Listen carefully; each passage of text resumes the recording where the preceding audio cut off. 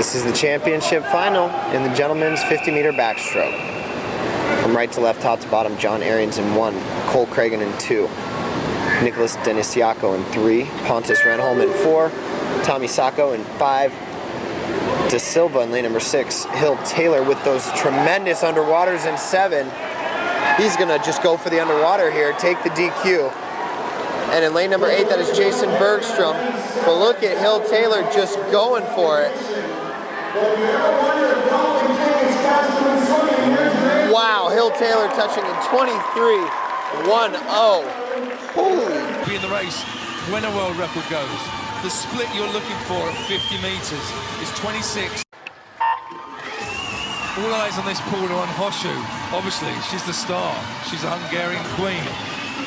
But Atherton's going to lead this race. She's going to lead the way. It's whether she can get actually Hoshu's world record. Will Hoshu be in the race when a world record goes? The split you're looking for at 50 meters is 26.93. That's what Hoshu swam over the first 50 meters when she broke the world record. She's so dominant. She's over a body length ahead at the turn. Here she goes, 26.52. That's a tenth better than she was in the relay split earlier. Atherton's going to have a chance for history tonight in Budapest. Watch her go in lane number 6.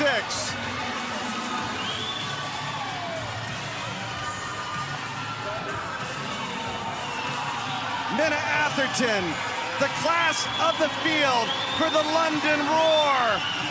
Atherton flying to the top. She's the first ever.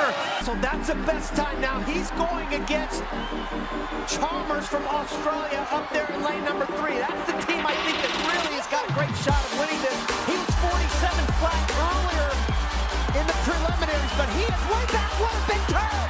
What a big turn! What a big turn by Michael Phelps! Michael Phelps rockets out ahead of Bobby and Gilo and France, who have the lead, but Phelps now has the lead.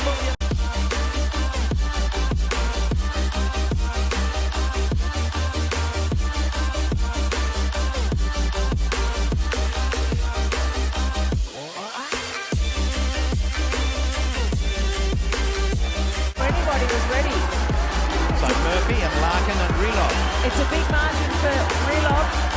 It's 0.72. Holding the underwater. Good breakout by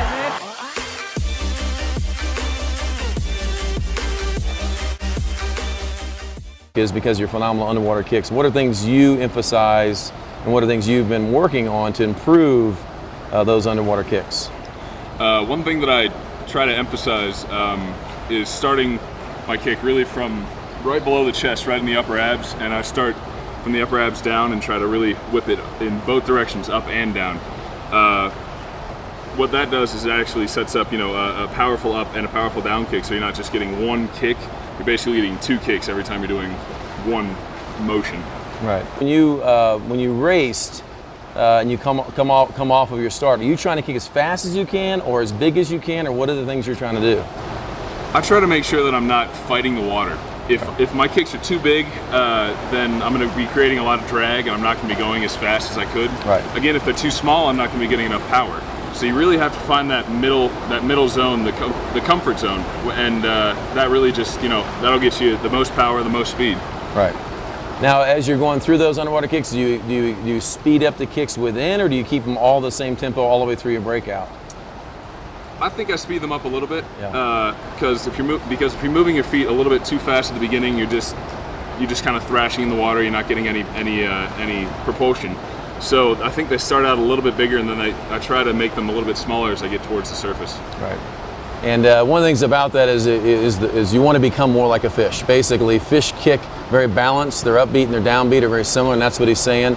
And one of the things Nick does well is he does that, but still has room to improve. What the fun thing is to be even faster. There's fine details that you can work on, but some of the standard things that never go away are maintain proper body line, a little bit of movement on the leading edge with the hands, but not a lot, and then have that go through your body and really have the power begin at the ribs and down. And that's where you want to be in a proper position. And that's why you need the flexibility as much as you need the power in your developing of your careers. Wouldn't you agree?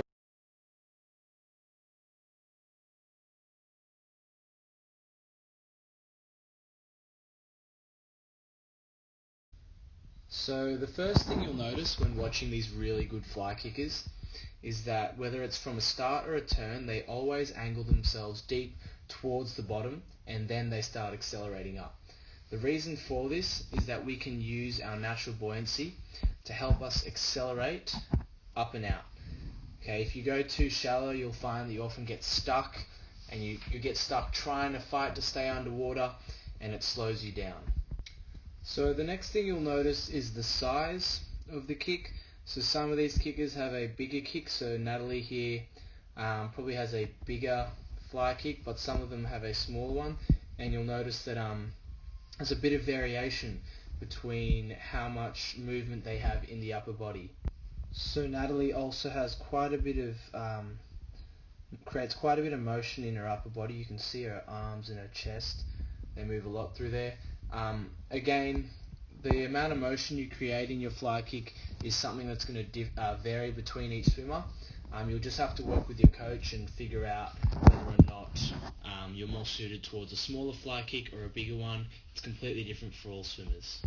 One of the things that all of these good fly kickers do have in common though is that they create a really strong body line from their toes all the way up through to their fingertips. The next thing that all these good fly kickers have in common is that they create a really powerful kick through their core and their hips. So that's kind of where the power is generated, and then that whips through their body, and it's like they're whipping water off their feet. So at the end of the whip-like motion, so on the full extension on the up kick, the body is going to look like this, and then on a full extension on the down kick, the body is going to be in this position. Alright, but just remember that the body, it never pauses in either of these positions. So the tempo of these kicks is really fast and it's consistent, and they're always working both sides of the kick without a pause.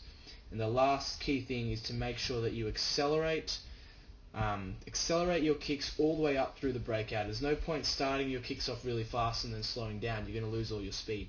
So we want to maintain that speed and accelerate all the way up through into the breakout. So this last clip is a front view of the fly kick, and it's just to highlight how the really good fly kickers kick evenly both up and down, and they have a really fast tempo.